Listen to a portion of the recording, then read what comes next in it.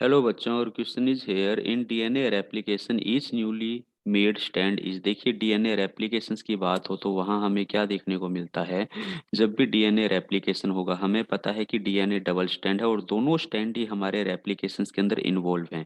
एक हमारा 5:3 स्टैंड है और एक 3:5 स्टैंड है। ये जो 5:3 स्टैंड है, इसको हम लीडिंग स्टैंड कहते हैं।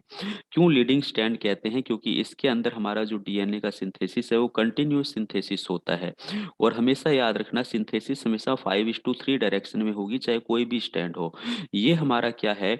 ये हमारा लैगिंग स्टैंड है। लैगिंग स्टैंड पे भी ये डायरेक्शन हमारी क्या रहेगी? 5:3 रहेगी, यानी कि इस डायरेक्शन के अंदर हमारी क्या होती है? सिंथेसिस होती है।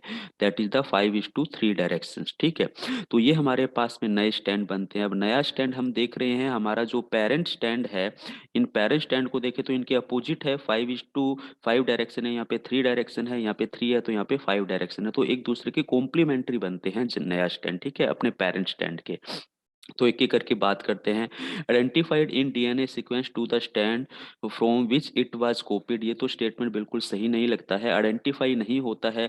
जैसे अगर यहाँ पे एडेनिन है तो यहाँ पे भी एडेनिन आए, ऐसा पॉसिबल नहीं है। यहाँ पे थाइमिन आता है, यहाँ पे साइटोसिन है तो यहाँ पे गुएनिन आता है।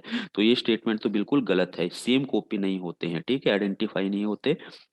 Complementary in sequence to the strand from which it was copied. बिस बिल्कुल कॉम्प्लीमेंट्री होते हैं। कॉम्प्लीमेंट्री का मतलब अपोजिट। एडिनिन हमारा किससे जुड़ेगा? थाइमिन से जुड़ेगा। साइटोसिन है तो यहाँ पे कॉम्प्लीमेंट्री इसका सीक्वेंस क्या आएगा? गुएनिन आएगा, क्योंकि हमें पता है एडिनिन हमेशा थाइमिन से जुड़ेगा और साइटोसिन किससे जुड़ेगा? गुएनिन से जुड़ेगा डीएनए के अंदर। ये स्टेटमेंट सही जाता है।